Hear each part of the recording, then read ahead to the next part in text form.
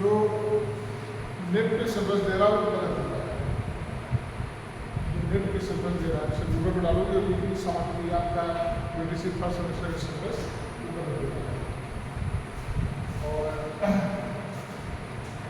इसका टॉपिक नाम है सरकार के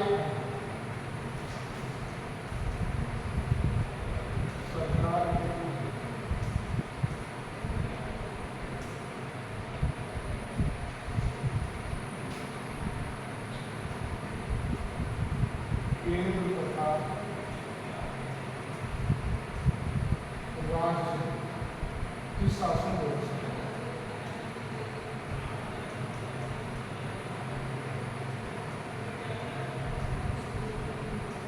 ये टॉपिक ठीक है। देखिए इसका मतलब ये होगा कि हमारे यहाँ जो भारत की शासन व्यवस्था है द्विसत्तात्मक तो 2 सत्ता। अगर हम बात करें सबसे पहले केंद्र की और राज्य, तो केंद्र में अगर हम देखें तो केंद्र में कितने सदन हैं? 2। कौन से? लोकसभा, राज्यसभा। और अगर हम राज्य की बात करें तो सब जगह ठीक। देखो केंद्र में 2 सत्तात्मक व्यवस्था है, लेकिन राज्य में भी 2 होता है, एक विधानसभा एक विधान परिषद। जैसे केंद्र में होता है एक लोकसभा एक राज्यसभा, उसी तरीके से राज्य में भी 2 सदन कर सकते हैं या द्विसत्तात्मक व्यवस्था कर सकते हैं की व्यवस्था है। इसका नाम है एक विधानसभा और विधान परिषद। लेकिन विधानसभा तो सारे राज्य में है, लेकिन विधान परिषद सारे राज्य में नहीं है। अभी ये बदलता रहता है, कभी किसी की विधान परिषद की सदस्यता खत्म कर दी जाती है, कभी बढ़ा दी जाती है।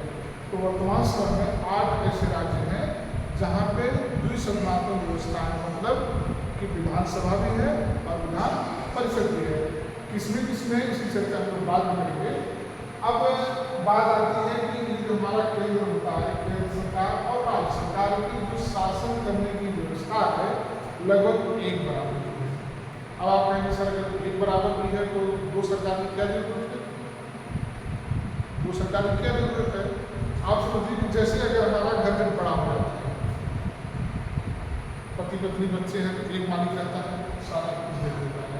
लेकिन उसी परिवार में अगर 20-25 लोग हो जाते हैं तो काम को बांट दिया जाता है, काम को बांट दिया जाता है और कहा जाता है कि ये काम आप करेंगे, ये काम आप करेंगे। और एक मेन मुखिया एक होता है, वो मेन रहेगा। अगर आपको काम करने में कोई दिक्कत आ रही है तो आप मुखिया से संपर्क करेंगे, उनको कोई दिक्कत आ रही है तो आप उससे संपर्क करेंगे। उन दोनों को कोई दिक्कत आ रही है तो कुल मिलाकर के हमारा जो भारत है, हम लोग जानते हैं कि हमारा भारत बहुत बड़ा देश है और इस देश में अगर एक व्यवस्था होती शासन करने की तो पूरे भारत की शासन व्यवस्था सुचारू रूप से हम लोग नहीं चला पाते। इसलिए स्टेट नामक व्यवस्था की गई और कहा गया कि हर स्टेट की व्यवस्था को बांट दिया जाए। जैसे उत्तर प्रदेश, बिहार, उत्तर प्रदेश कहा है कि इसका जो क्षेत्र है इतना है, इसकी व्यवस्था आप देखो, मध्य प्रदेश का आप देखो, इस तरीके से हो गया।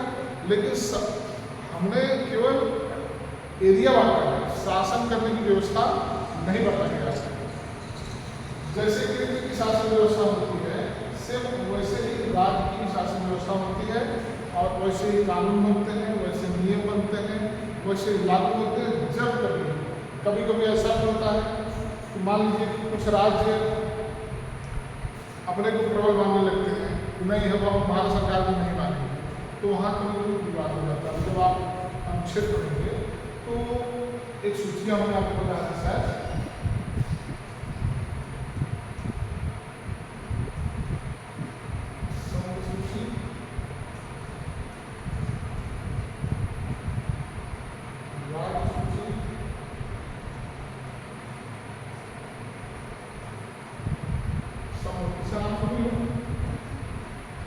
इसका नाम सुनी हो क्या है? देखो हुआ क्या है, ये सूची का मतलब होता है कि जैसे संघ सूची जो होती है भारत सरकार के अधीन होती है। जो चीजें इसके अंतर्गत आते हैं। उसका मालिक कौन होता है? भारत सरकार होता है। मतलब उसमें उस पर कानून बनाना, कानून खत्म करना, नई चीज़ों को शामिल करना, जोड़ना घटाना, सारा का सारा भारत संघ का मतलब होता है भारत सरकार। अब इसमें जैसे आप देखेंगे कि जो देश की व्यवस्था है, जैसे नागरिक व्यवस्था हो गई और जो सेंट्रल कर की व्यवस्था हो गई, ये सब संघ सूची में आता है। राज्य सूची में जैसे कृषि हो गया, आबकारी हो गया, चुंगी हो गया, ये सब किसमें आएगा? राज्य में आएगा। कुछ ऐसी चीजें होती हैं जो समवर्ती सूची में रखा गया है, जैसे परिवार नियोजन, आर्थिक व्यवस्था, न्याय, दंड।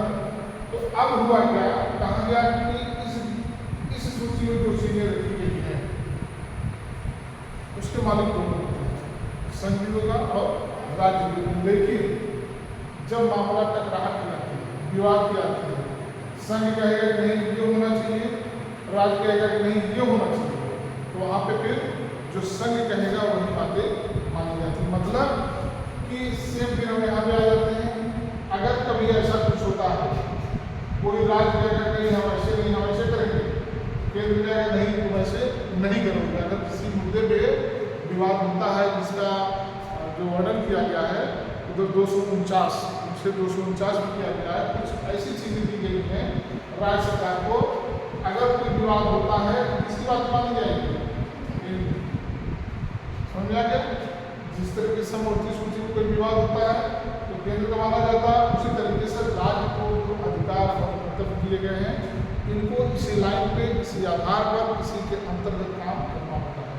अगर ये चाहें हम अपने मन से कोई काम कर लें तो आप जैसे मान लीजिए कि अगर कोई विदेश का व्यक्ति किसी देश का राष्ट्रपति, प्रधानमंत्री अगर देश में आ रहा है तो कहाँ आएगा?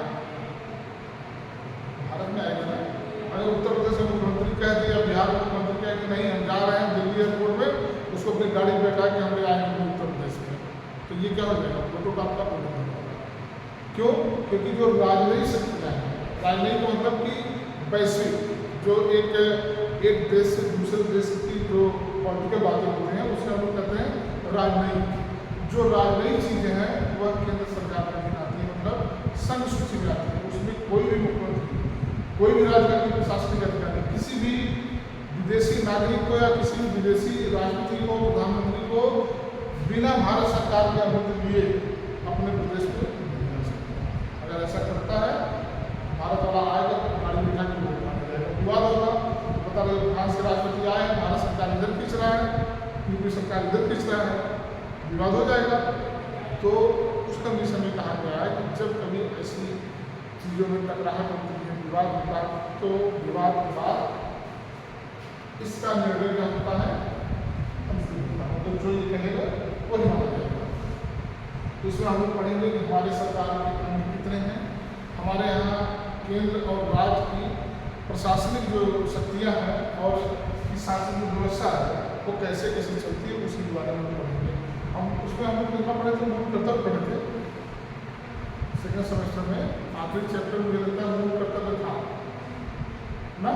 हाँ, तो थोड़ा सा लिखिए इसमें केंद्रीय शासन व्यवस्था, निकालिए केंद्रीय शासन व्यवस्था।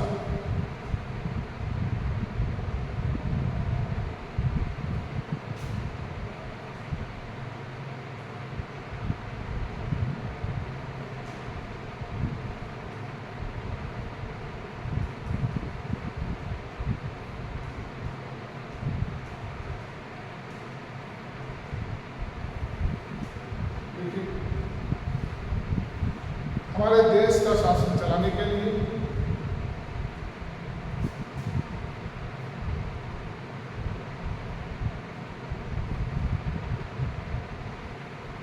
एक केंद्रीय सरकार है,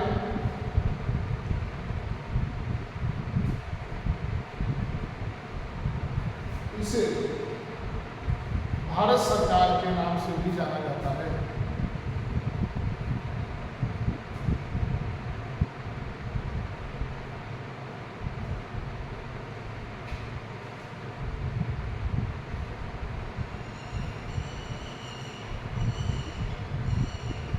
इसका शासन क्षेत्र इसका शासन क्षेत्र पूरा भारत है।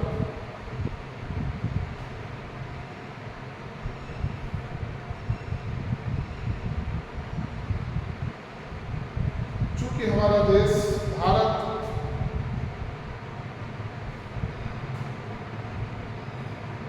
विशाल क्षेत्रों में फैला हुआ है,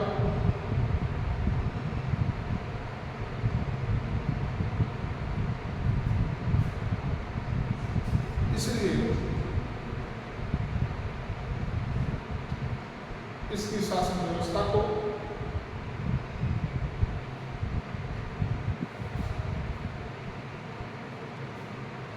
सुचारू रूप से चलाने के लिए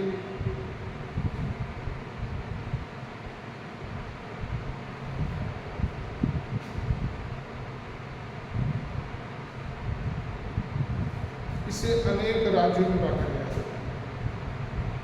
इसे अनेक राज्यों में बांटा गया है।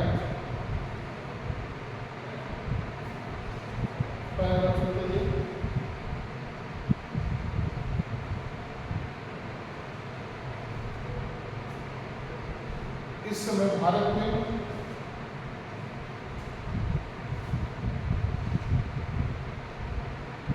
कुल 28 राज्य एवं 8 केंद्र शासित प्रदेश है। तो ये बुक अभी नहीं है, हो गया। ये बुक देखो भी नहीं सकेगी, लेकिन इसमें लिखा हुआ है भारत में 29 राज्य और 7 कब 2 साल हो गया केंद्र शासित प्रदेश जम्मू कश्मीर पहले 7 था, ठीक।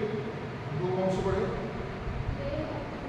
लेह और जम्मू कश्मीर को राज्य का दर्जा समाप्त कर दिया गया, ठीक। इसको क्या कर दिया गया? 2 केंद्र शासित प्रदेश बना दिए। कितना हो गया? 7 को 9 और 29 राज्य थे, तो राज्य का दर्जा जम्मू कश्मीर का खत्म हो गया। कितने हो गए राज्य? 28 और केंद्र शासित प्रदेश कितने हो गए? 9। फिर आपका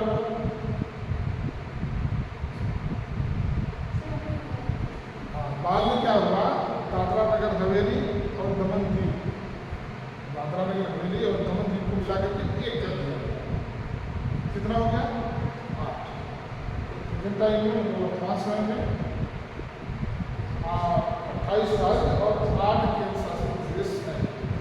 इसको इसलिए एग्जैक्ट नहीं बताया जाता, लगभग लिखा जाता है। कभी कभी जैसे अभी हमने बताया 9 था, 7 था, 7 से 9 हुआ, 9 से 8 हो गया। हो सकता है 5 होते हुए तो आगे और बढ़ जाए, बढ़ जाए, ये हमें अपडेट रहना पड़ेगा। तो बुक में पिछले 4 साल 5 साल का डाटा दिया हुआ है कि लिखा हुआ है इस समय भारत में 29 राज्य और 7 केंद्र शासित प्रदेश है। लेकिन हम लोग क्या लिखेंगे? इस समय भारत में 28 राज्य एवं 8 केंद्र शासित प्रदेश है।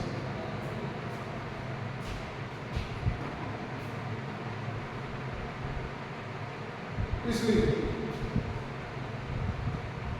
भारत अनेक राज्यों से मिला हुआ एक संघ है।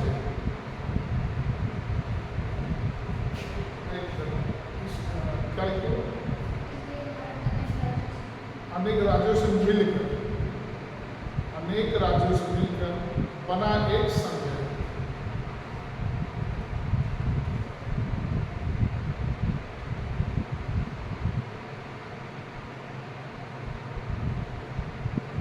भारतीय संविधान में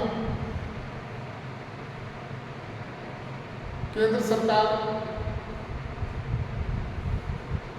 और राज्य सरकार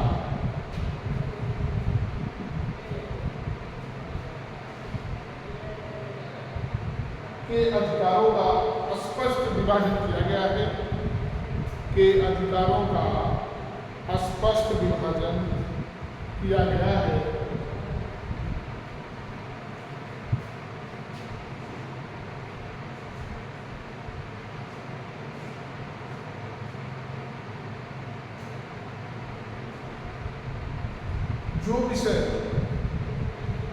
जो विषय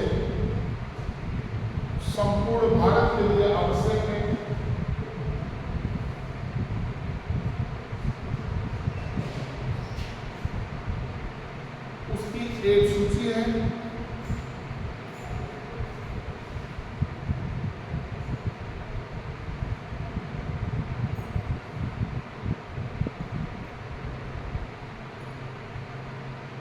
इसे संघ सूची कहते हैं, इसे संघ सूची कहते हैं।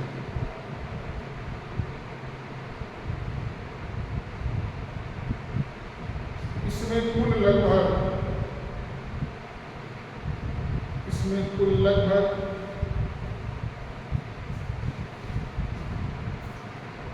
97 विषय शामिल किए गए हैं। 97 इसमें कुल लगभग 97 विषय शामिल किए गए हैं। जैसे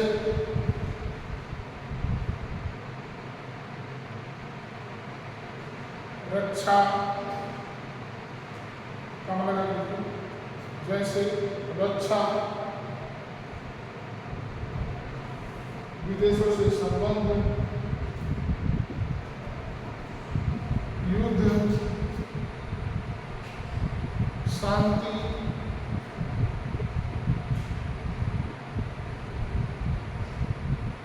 रेल, वायुयान, समुद्री जहाज,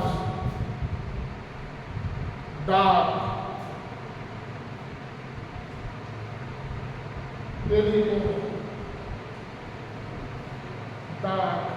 टेलीफोन, मुद्रा,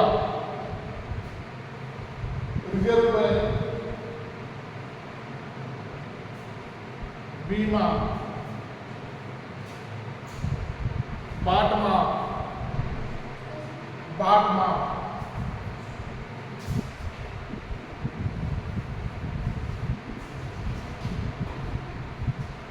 खनिज क्षेत्र, जनगणना, आयकर,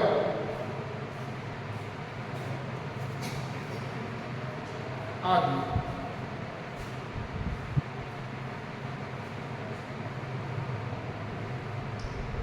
तो इसे समझ आया, इसका मतलब क्या है? ये कह रहा है कि संघ सूची में लगभग 97 विषय रखे गए हैं और ये ऐसे विषय हैं जो लगभग पूरे भारत के लिए आवश्यक है। जैसे हमने निभाया युद्ध, शांति, डाक, है ना इसमें, तो इसको हम किसमें रहते हैं? संघ सूची में। अगर किसी राज्य के साथ किसी इन मुद्दों में अगर कोई बहस होती है, कोई टकराव होती है, कोई विवाद होता है, और इसे किसमें माना जाएगा? केंद्र सरकार में। तो आपको याद रखना है कि हमारे संविधान में 3 सूचियाँ हैं, इसको हम कहते हैं संघ सूची, राज्य सूची और समवर्ती सूची। जो विषय संघ सूची में है उसका मालिक भारत सरकार होता है, जो विषय राज्य सूची में है उसका मालिक प्रदेश सरकार होती है, और जो विषय समवर्ती सूची में है उसके मालिक दोनों होते हैं। लेकिन जब किसी मुद्दे पर विवाद होता है तो उसका मालिक भी भारत सरकार, मतलब कि संघ को ही माना जाता है। ये हो गया। अब एक नया शब्द हम आपको बताने करके कि कभी कभी पूछता है कि जैसे ये भाई कोई पूरे संविधान में 3 सूची है और सारे चीजों को 3 सूचियों में रखते हैं, लेकिन कभी कभी होता है एक होता है अवशिष्ट शक्तियां।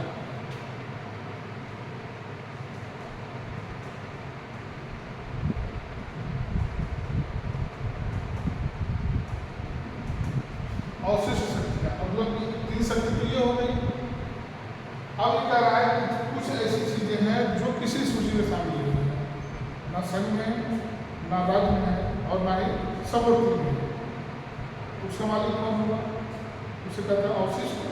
भाई चीजें 3 में शामिल हो गई, जो बचे हुए को हम क्या कहते हैं? अवशिष्ट कहते हैं। अवशिष्ट शक्तियां हमेशा जो होती है केंद्र सरकार के अधीन होती है। देखिए ये हम आपको बार-बार फोकस कर रहे हैं, ये सवाल पूछता है।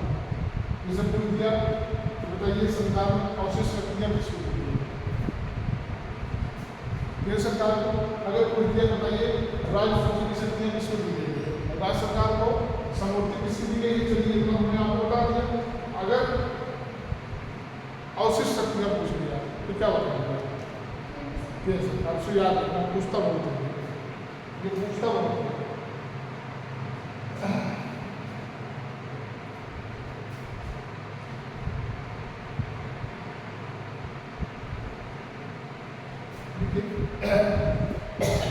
केंद्रीय सरकार की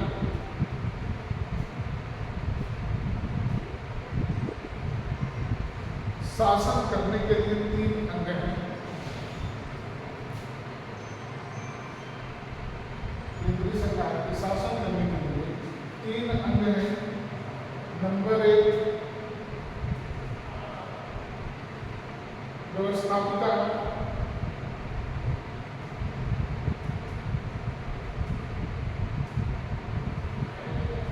नंबर 2 व्यवस्थापिका हेडिंग हो गया, लिखिए इसमें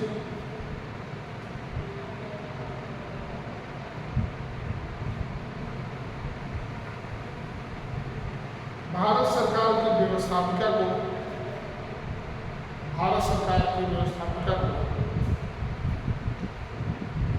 संसद भी कहा जाता है।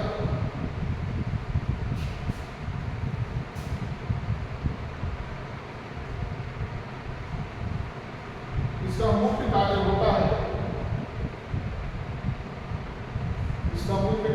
है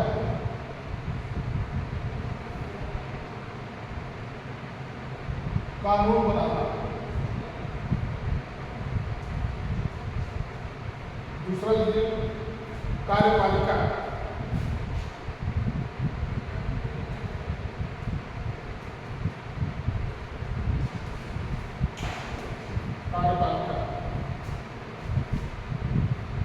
देखिए इसमें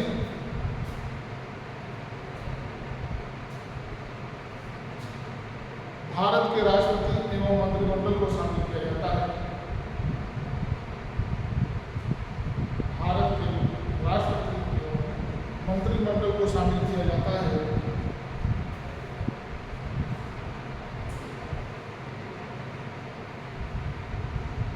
इसका मुख्य कार्य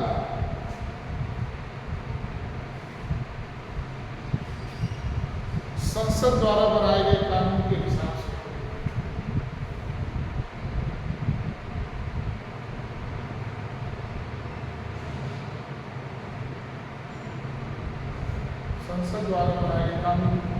से शासन करना। अर्थात कानून को लागू करना।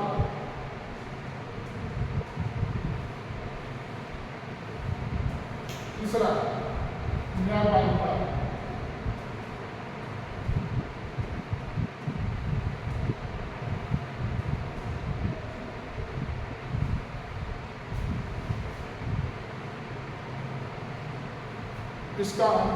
इसका कार्य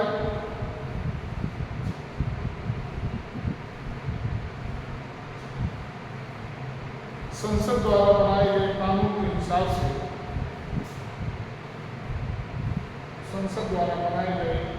कानून के हिसाब से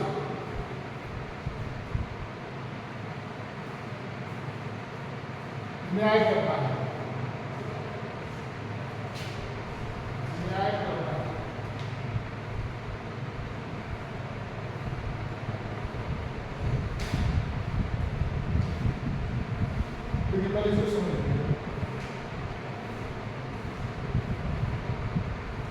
ये कह रहा है तीन केंद्रीय शासन व्यवस्था की 3 चीजें हैं। ठीक, एक जगह हमने आपको बात किया कि मंत्रिमंडल,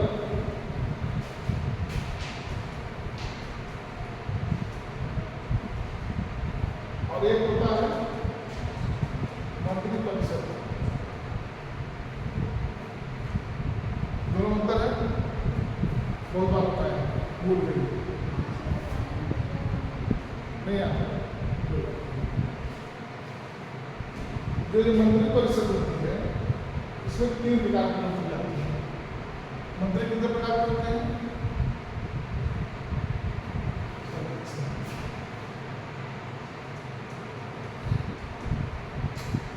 कैबिनेट मंत्री,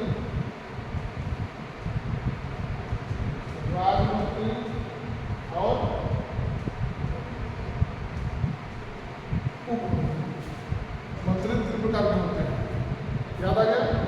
कैबिनेट, राज्य और उप।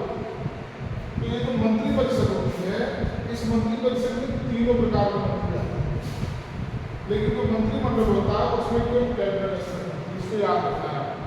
ये सवाल पूछता है, मैं अलग से इसलिए बता दे रहा हूँ कि आपको याद रहे। जैसे पूछ दिया कि मंत्रिमंडल में किसको शामिल किया जाता है, मंत्रिमंडल में तो आप बताएं किसी कैबिनेट स्तर के मंत्री परिषद में किसको शामिल किया जाता है। अब आप कहेंगे सर ये तीनों है क्या, क्योंकि होता क्या है, जैसे मान लीजिए कि इस बार शिक्षा मंत्री कौन है भारत का, बहुत विवादित मुद्दा है, नीट का पेपर आउट हुआ उनके न, तो जो ये कैबिनेट वाले होते हैं ये एक ही विभाग के 3 मंत्री होते हैं। जैसे अगर हम लोग शिक्षा की बात करें, शिक्षा मंत्री कौन है, तो हम लोग कैबिनेट को ध्यान में रखते हैं धर्मेंद्र प्रधान, और राज्य मंत्री कौन है, उप मंत्री को मुझे याद नहीं है, लेकिन उसी शिक्षा विभाग में 3 मंत्री होते हैं। कैबिनेट में जो मंत्री होता है इसका सहयोग करने के लिए राज्य मंत्री होता है, और राज्य मंत्री का सहयोग करने के लिए होता है। लेकिन ये जो होते हैं ये लोग हमेशा जो कैबिनेट मंत्री होते हैं ये हमेशा राष्ट्रपति और प्रधानमंत्री के टच में रहते हैं। इससे किसी मुद्दे पर कोई जब बात होती है, आप सुने होंगे ना कि आज कैबिनेट की बैठक है, ऊपर में आप सुने होंगे कि आज कैबिनेट की बैठक है, तो कैबिनेट की बैठक में सिर्फ यही कैबिनेट स्तर के मंत्री जाते हैं और प्रधानमंत्री बैठते हैं, ये लोग नहीं जाते। ये लोग का काम क्या रहता है, सिर्फ इनके कामों को सहयोग करना, सपोर्ट करना। तो किसी मुद्दे पर नीति बनाना, निर्णय लेना, ये 2 काम प्रधानमंत्री और कैबिनेट स्तर के मंत्री मीटिंग में करते हैं। और उसके बाद जब नीति निर्माण बन जाता है, निर्णय हो जाता है, तो ये कहता है वो किस तरीके से आप काम करती है। तो जैसे मान लो कि नीट की परीक्षा करानी है, तो कैबिनेट स्तर का जो मंत्री होगा कहा कि नहीं इस बार हम क्या करेंगे, हवाई जहाज से ठीक इसी का राज्य कहा कि व्यवस्था कर दिया, सारा का सारा पेपर सारे सेंटर पे हेलीकॉप्टर से पेपर जाएगा। गया इस बार, गया नहीं मालूम क्या, और तब ये राज्य मंत्री इनको कहेगा क्या एक आदेश आ गया इस बार पेपर इस तरह कराना है। तो ये मिला करके जो बताने का मतलब है कि कैबिनेट स्तर के मंत्री राष्ट्रपति के साथ, प्रधानमंत्री के साथ मीटिंग में बैठते हैं, नीति बनाते हैं, निर्णय लेते हैं कि हमें करना क्या है, और ये दोनों लोग क्या करते हैं, इनका सपोर्ट करते हैं। तो आपको याद रखना है इसे कि मंत्री परिषद में 3 मंत्री आते हैं और कैबिनेट में सिर्फ कैबिनेट से मंत्री आते हैं। ठीक, ये क्लियर हुआ? हाँ, पेपर हेलीकॉप्टर से सेना बुलाई गई, मतलब सेना वाला मिलिट्री वाले, उनके निगरानी पेपर गया इसका। ठीक, तो चलो देखिए हमारे यहाँ की जो शासन व्यवस्था है, जवाब दे दीजिए, जो व्यवस्था में क्या है जिसको हम संसद करते हैं वो काम करती है, जो कार्यपालिका अपने कानून को लागू करवाती है, और जो हमारा न्यायालय है जो व्यवस्थापिका के द्वारा संसद द्वारा कानून बन गया है, उसी हिसाब से उसको क्या करता है, रक्षा करता है, व्याख्या करता है। जैसे कोई चीज मान लीजिए, अगर हम किसी बात को ले लें कि जैसे मान लीजिए कि शादी की उम्र की बात होगी कि अभी लड़कियों की शादी की उम्र कितनी है, दोनों की 21 है। पहले लड़कों का 21 था, लड़कियों का 18 था, अब क्या हो गया, बराबर बराबर हो गया। हो सकता है कुछ दिन बाद लड़कों को 25 कर दिया जाए, लेकिन अभी क्या है, अब ये कैसे बना, कानून कहाँ बना होगा, कानून यहाँ बना संसद में, कानून बन गया। अब इनको कहा गया कार्यपालिका को, मतलब मंत्रिमंडल को, आप इस चीज को लागू कर दें, तो देश में वो लागू हो गया। अब कोई भी विवाह, मतलब जिस लड़की की उम्र 21 साल से कम, उसका विवाह नहीं होगा, लेकिन कब माना जाता है, जैसे मान लीजिए कि अभी कोर्ट मैरिज को करने जाए, जहाँ की रजिस्टर्ड विवाह होता है, भाई वहाँ का विवाह होता है, या कोई शिकायत कर दे भाई अगर कोई लड़की है 19 साल की है, उससे शादी हो रही है, ठीक, कोई लड़का है 22 साल का है, शादी हो गई, ठीक है। अब लड़की 21 साल की नहीं है, तो क्या राष्ट्रपति को, प्रधानमंत्री को, मंत्री को बताया कि लड़की कितने साल की है? नहीं बताया, और अब विवाह में। लेकिन जब कोई शिकायत करेगा तब उस पर एक्शन लिया जा सकता है और शादी रोकी जा सकती है। फिर आप जाएंगे कोर्ट में, उसकी शादी रोकी जाएगी। सर हमारे यहाँ बारात आई थी, पुलिस वाले रोक दिए, गुलाब शराब वापस चला गया, आप क्या होगा? तो कोर्ट कहेगा कि आप दिखाओ कितनी साल की हो, आप अपना आधार कार्ड दिखाओ, आई दिखाओ, आप 19 साल की हो, ठीक? तो क्या करेंगे? न्याय करेंगे, नहीं आप शादी नहीं कर सकते। क्यों? क्योंकि कानून बनाया गया है कि आपको 19 साल होनी चाहिए। अगर आप 19 साल की हो, 20 साल की हो, चलिए ये तो व्यवहारिक। लेकिन अगर ये तो गाँव की बात हो गई, कोई विवाद हो रहा है, कोई शिकायत नहीं, लेकिन अगर आपको कोई कोर्ट में चलने जा रहा है, वहाँ तो 70 रजिस्टर्ड हो जाते हैं ना भाई, आपको इतनी बुरी ही चाहिए। 2 दिन 1 दिन कम रहता है, तो कभी देखो ना कोई लड़का लड़की भाग के जाते हैं, अगर लड़की को कोई पूरी नहीं है तो छिपे रहते हैं 2-4 दिन का। जब 21 साल में हो जाता है तब आते हैं कि चलो हमको कोर्ट मैरिज करेंगे, तब बताएंगे हाँ दिल्ली में है, पंजाब में है, पटियाला में। उससे पहले मोबाइल स्विच ऑफ रहेगा, शाम होने के लिए ना। तो कुल मिला के मेरा जो कहने का मतलब ये है कि तो मैं आपको एक व्यवहारिक उदाहरण बताया जो आपके लिए जरूरी है। कोई भी कानून हमारी संसद बनाती है या हमारी जनसंख्या बनाती है, कार्यपालिका उसको लागू कराती है। भाई लागू मतलब ये होगा कि मंत्री है कैबिनेट का, तो कैबिनेट का मंत्री क्या करेगा? जिस विभाग का अपने विभाग को आदेश कर देगा कि नहीं विभाग की किसी भी लड़की मतलब विवाह के साथ होना चाहिए, सचिव के माध्यम से जिलाधिकारी के पास आ जाएगा, जिलाधिकारी के माध्यम से ADM, SDM, तहसीलदार, नायब तहसीलदार और आपके घर का पड़ोसी लेखपाल सारी जगह आ जाएगा ना। मतलब मिला हुआ है, कानून बन गया। अब वो कहेगा कि लागू कराओ। अगर उसमें कोई गलती होती है तो न्यायपालिका क्या करता है? न्याय करता है और इस बनाए गए कानून की क्या करता है? व्याख्या करके आपको बताएगा कि अभी आप इस साल में 20 साल में आपकी शादी नहीं हुई, और अगर आप 20 साल में पूरे हैं तो मैं जिसके पक्ष में आएगा उसे काम करेगा। इस तरीके से हमारे यहाँ की शासन व्यवस्था थोड़ा बहुत ये इसको याद रखना, क्योंकि ये लिखने के लिए आता है। भारत की शासन व्यवस्था ये है, बस आपको कुछ नहीं देखो लिखोगी आप अपने भाषा में, बस आप लोग समझ लो। और जो मैं आपको टूटा हुआ शब्द बता देता हूँ, ये आपको ऑब्जेक्टिव होकर के काम आएगा कि संसूची क्या होती है, कैबिनेट क्या होता है, मंत्रिपरिषद क्या होता है, ये हो गया।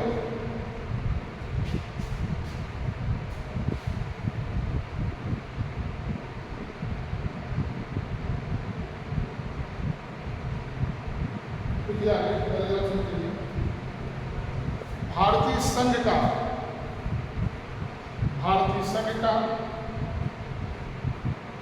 पूरा क्षेत्र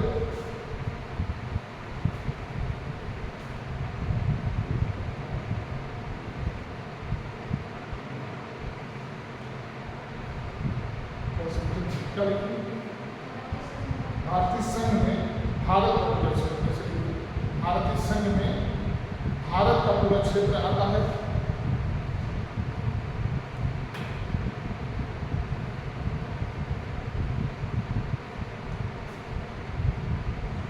जबकि केंद्र शासित प्रदेश का शासन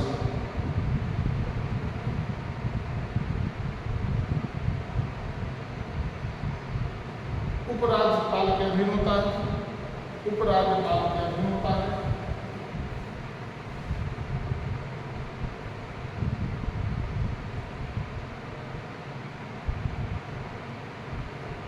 दिल्ली एवं पांडिचेरी दिल्ली एवं पांडिचेरी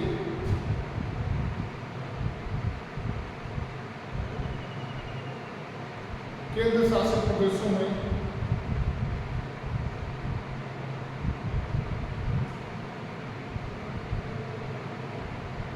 केवल विधानसभा है।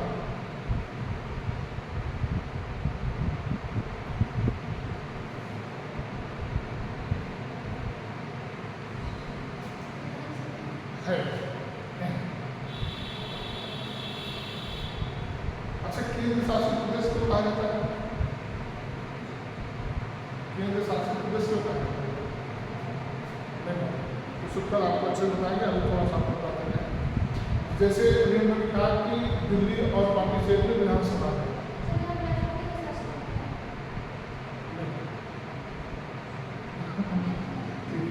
समझ लो अभी थोड़ा सा। दिल्ली और पांडिचेरी में विधानसभा है, हमारे यहाँ कितने केंद्र शासित प्रदेश है? 8 है ना। बाकी 6 में क्या होता है? बाकी 6 में क्या होता है? केंद्र सरकार, भारत सरकार अपना एक प्रशासक नियुक्त करती है। वहाँ मुख्यमंत्री नहीं होता, वहाँ राज्यपाल नहीं होता, वहाँ पर उपराज्यपाल का एक प्रशासक नियुक्त होता है। मतलब कि एक कोई बढ़िया वरिष्ठ अधिकारी होता है, जैसे अगर वरिष्ठ अधिकारी जिले में डीएम है उसको जिलाधिकारी कहते हैं, और उसी को अगर किसी केंद्र शासित प्रदेश का मालिक बना दिया जाए, प्रशासक बना दिया जाए, उसे उपराज्यपाल कहा जाता है। ठीक।